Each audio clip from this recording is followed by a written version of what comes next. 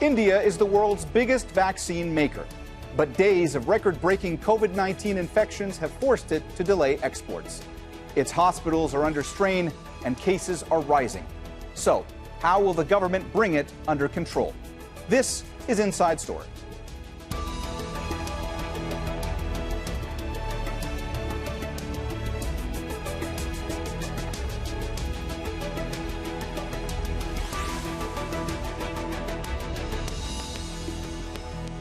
Hello and welcome to the program. I'm Mohammed Jamjoom.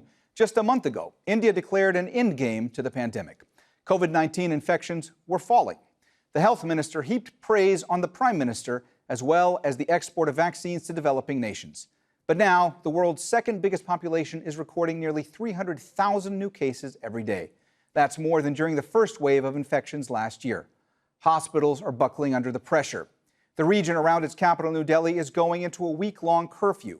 Scientists say mass gatherings are fueling the spread of a new, more infectious variant. We'll bring in our guests in a moment. First, this update from Victoria Gatenby. India is in the grip of a second wave of COVID-19, and nowhere is that being felt more than in its hospitals.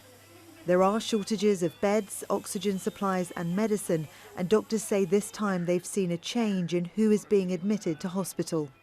What we are seeing, and this is all anecdotal or personal experience, is there are younger patients who are being admitted into hospital and are more sick than the type of disease that young patients usually have, which is mild to moderate.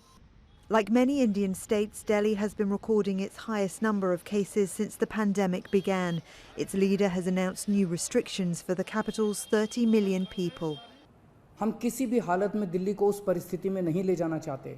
We don't want to take Delhi to a place where patients are lying in hospital corridors and people are dying on roads.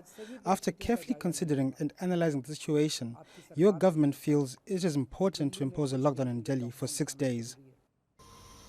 India reported 275,000 new cases on Monday. That's the highest daily tally in a country that's now the second worst affected in the world. Scientists say a new variant with a double mutation may be driving up infections. In most cases, we've only seen one area of the virus mutating from the original virus. In this case, we have two separate mutation sites, which is really concerning because, as you know, every time that we have a mutation, we're worried about increased transmissibility, increased threat of death, and a lack of ability of our vaccines to work. Despite the rise in cases, political and religious gatherings are continuing in many places. Last week, 3 million Hindu pilgrims bathed in the Ganges River for the Kumbh Mela festival, and millions more voted in local elections in the state of Uttar Pradesh. I think the guard was let down not just by Indians, but by Indian leaders. Massive election rallies were held, and subsequently the massive Hindu festival of Kumbh, all are contributing towards this massive surge. In the city of Ghaziabad, the crematoriums are full, so some families had to cremate their relatives on the street. And with a new variant with a double mutation to contend with, India faces many more difficult days ahead. Victoria Gatenby for Inside Story. With only 1% of India's population fully vaccinated against COVID-19, the government is limiting vaccine exports. The Serum Institute of India is the world's largest vaccine maker. It's delayed the shipment of millions of doses to COVAX, the UN-backed global initiative to deliver jabs to lower and middle-income countries. The Institute's CEO has urged the U.S. to lift the embargo on exporting raw materials so it can ramp up production. The Indian government is now rushing to import vaccines.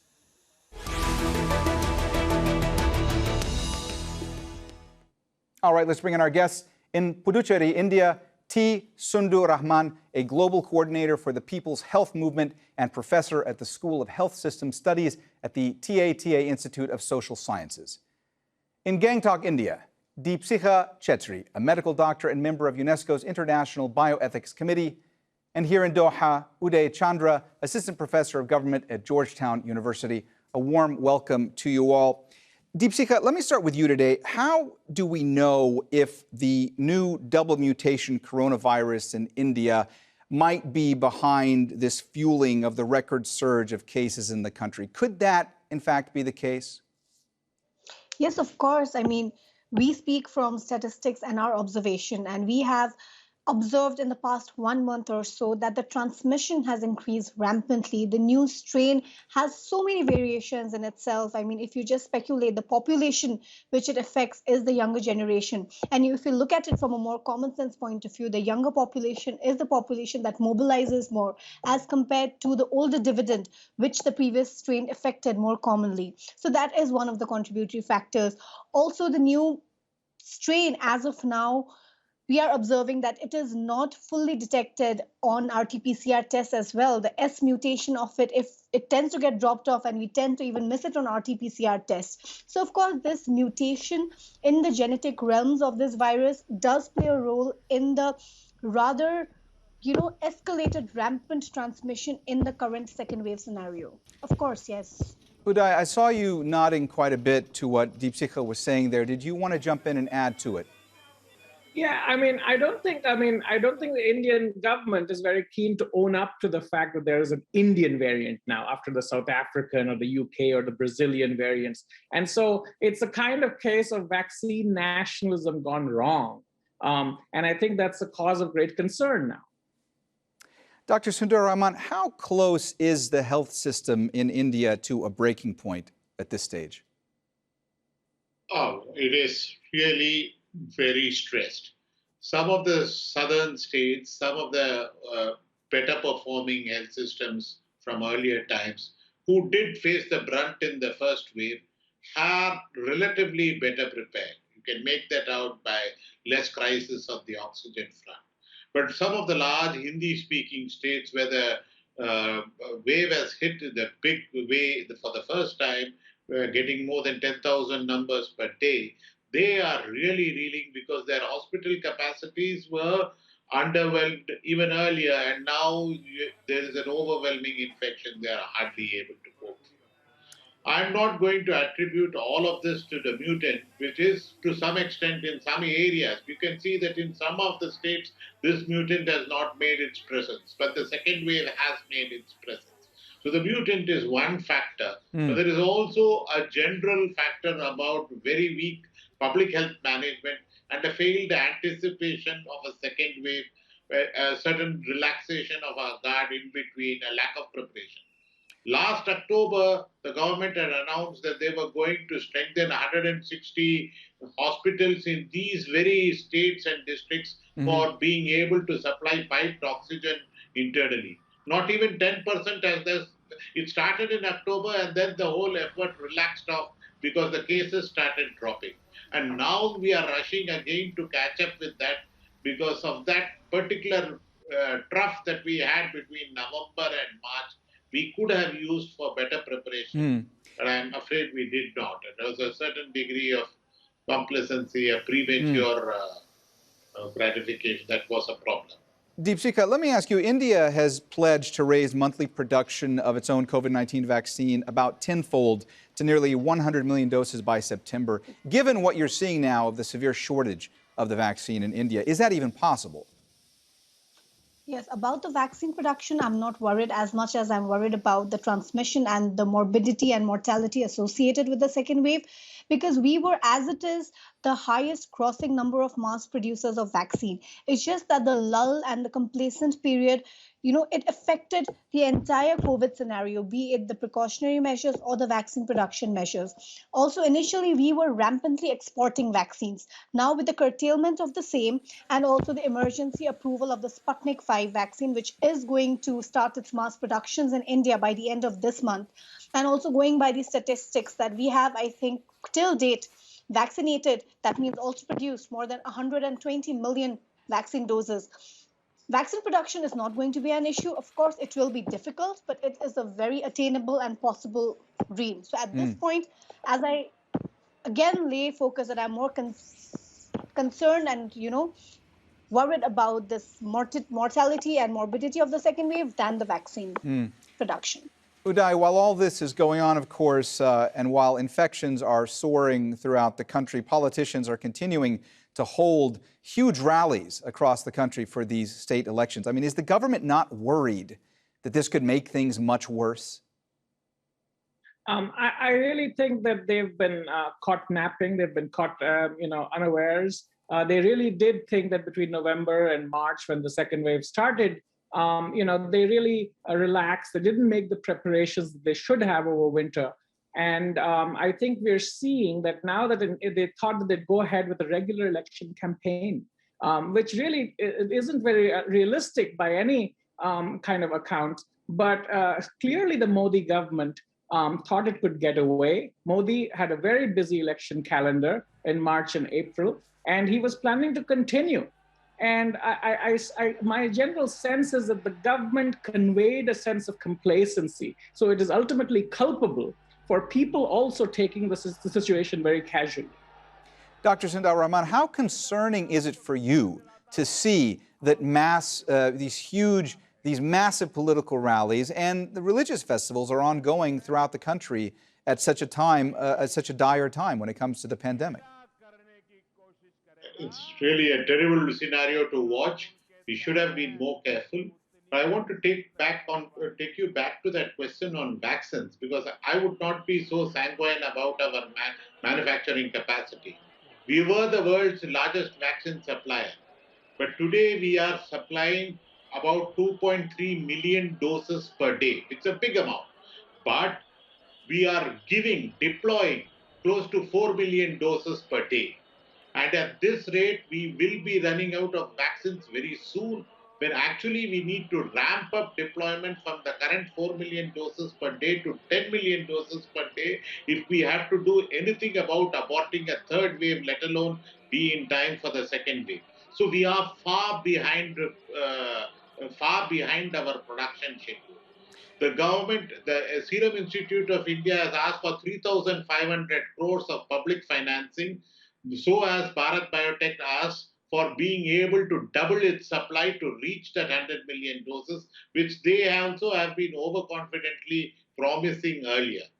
Government is also licensing 6 more companies to start up manufacturing production and using its own, this COVAX, which is an indigenous vaccine, to give them. But for all of this to happen, for either Serum Institute to start production or these 6 institutes to start production, is going to take close to 3 months. And therefore, the whole of the heart of the second wave will cross. That's the reason why we, the greatest exporter, have now gone into imports. But even in this import deal, a lot of it has to be manufactured by Reddy Labs in India and by other things. And therefore, the stepping up of manufacture and its regulation is an issue. New vaccine innovation is also a real problem. And the whole transfer of technology, unless there is a much greater waiver of the patent requirements, as the India and South African government have pushed forward at the WTO platform to ask for a complete waiver of this, we are not going to be able to meet our vaccine targets. And remember the huge iniquity of this, because some countries like the US and the European... Dr. Sundararaman, I'm sorry to interrupt you, but I want to get back to actually something you're mentioning now in just a few moments. I want to actually ask now Deepsikha to expand on a point that you were making, because you were talking about the Serum Institute of India. Deepsikha, of course, the Serum Institute of India is the world's largest maker of vaccines, and the head of the Serum Institute of India has asked U.S. President Joe Biden on Twitter to lift the U.S. embargo on exporting raw materials needed to make COVID-19 vaccines. The EU has also tightened restrictions around vaccine imports. How much is all of that having an impact on the manufacturing of vaccines in India? Of course, it has a huge impact. I mean, the embargo in itself, right now, if at this point it is lifted up, it is going to play a huge role in helping us and aiding us to ramp up the production of vaccines. And I think that is the plain reasons as why he chose to tweet about such a sensitive topic. And I think even Biden was, he should realize that at this juncture, we should keep aside our political differences and help each other in combating this pandemic. Because, outsourcing and insourcing raw materials from these places where embargo has been implemented is really going to help us enhance our production. We, as Dr. Sundar mentioned, we by September, that's good 3 months from now. I said I'm not worried about the vaccine production. I'm worried more about the transmission. But that doesn't, defy the fact that we need to ramp up the vaccine production as well. And right now we are vaccinating 45 years and older with comorbidities and the frontline workers. But as I mentioned before, the current strain that is transmitting in India affects the younger population more as per the recent trends and statistical observation. So now we need to shift our focus and not completely be oblivious of this young population as well, because this vaccine has been, this virus has been affecting the younger population with as much aggression as was the previous vaccine virus affecting the older population.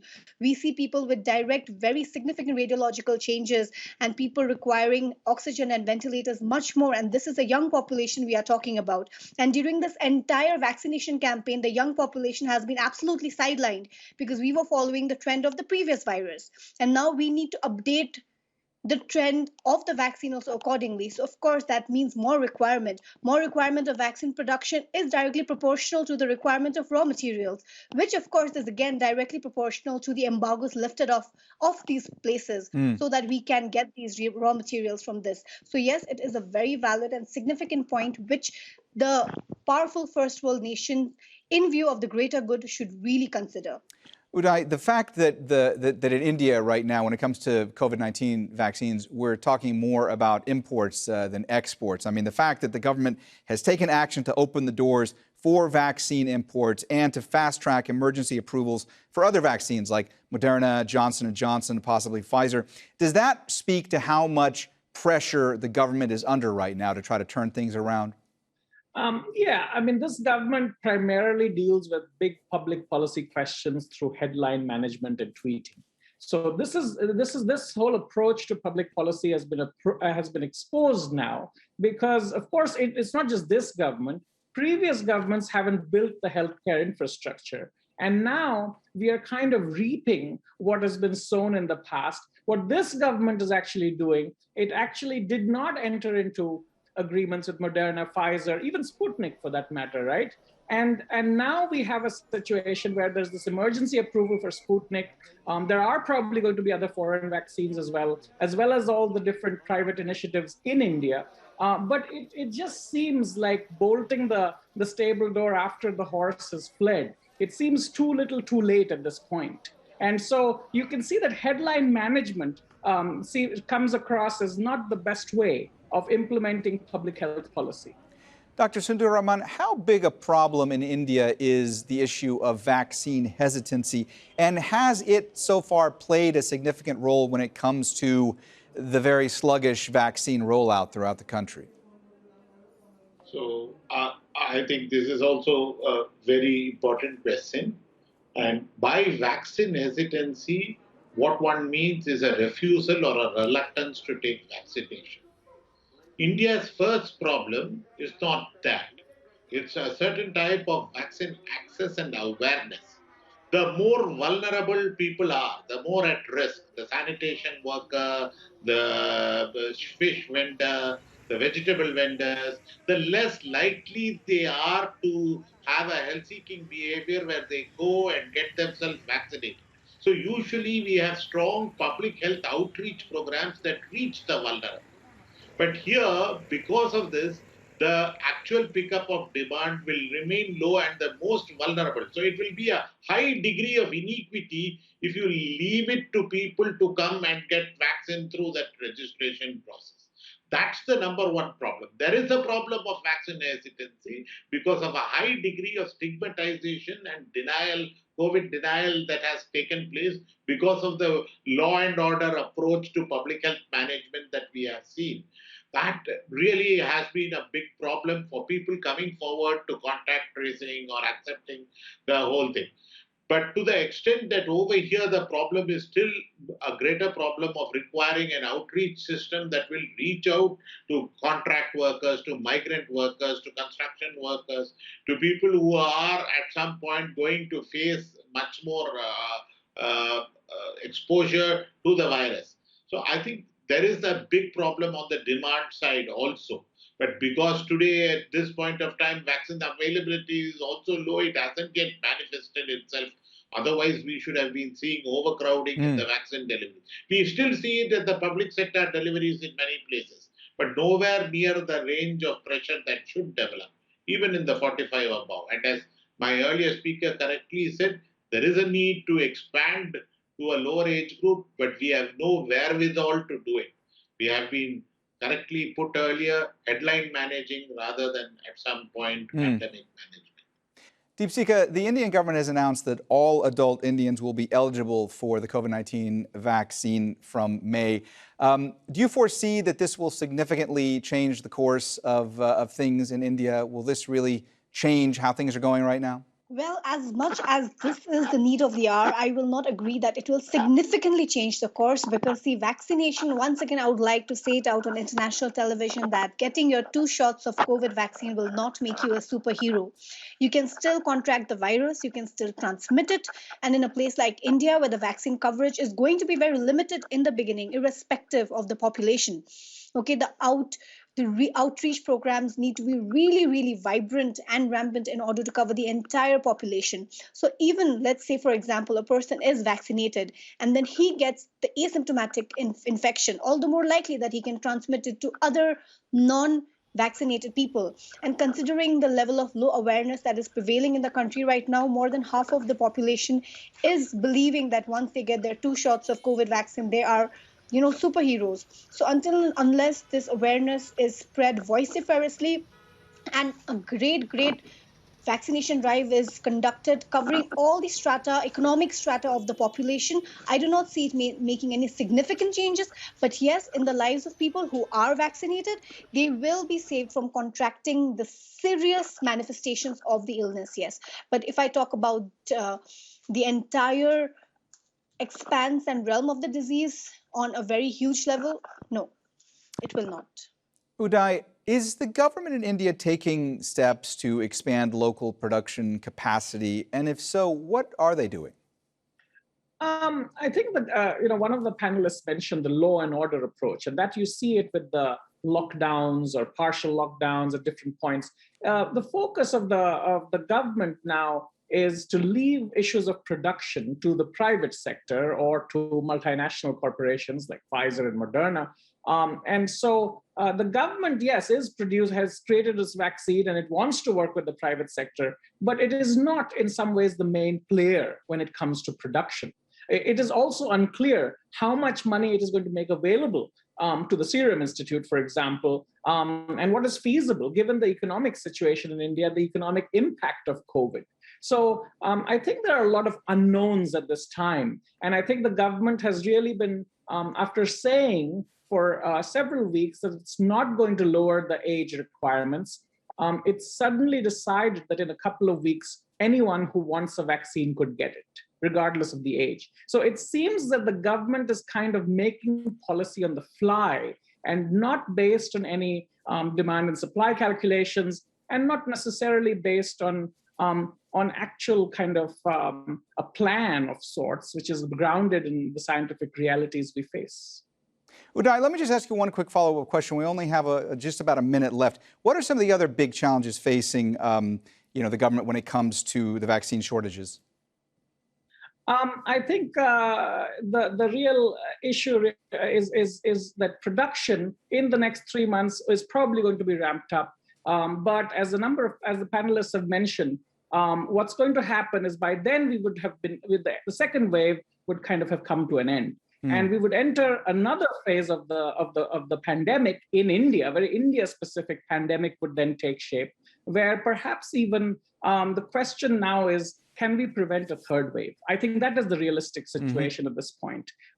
And of course, at the same time, try to mitigate the second wave as much as possible through aggressive vaccinations, including those brought from outside India.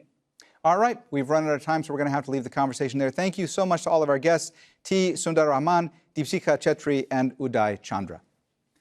And thank you, too, for watching. You can see this and all of our previous programs again anytime by visiting our website, aljazeera.com. And for further discussion, go to our Facebook page. That's facebook.com/AJ Inside Story. You can also join the conversation on Twitter. Our handle is @AJ Inside Story. For me, Mohammed Jamjoom, and the whole team here, bye for now.